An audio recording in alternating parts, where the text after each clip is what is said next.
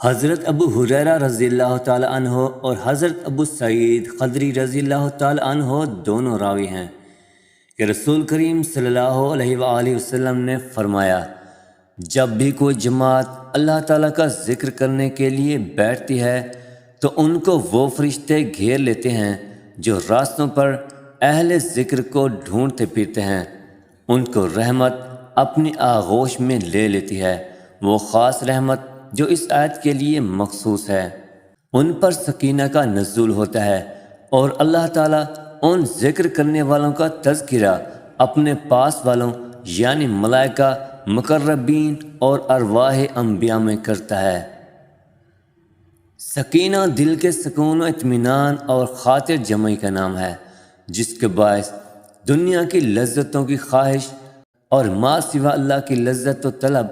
دل سے نکل جاتی ہے اور اللہ تعالیٰ کی ذات میں استغراق اور استحضار اور اس کی طرف توجہ کی سعادت نصیب ہوتی ہے۔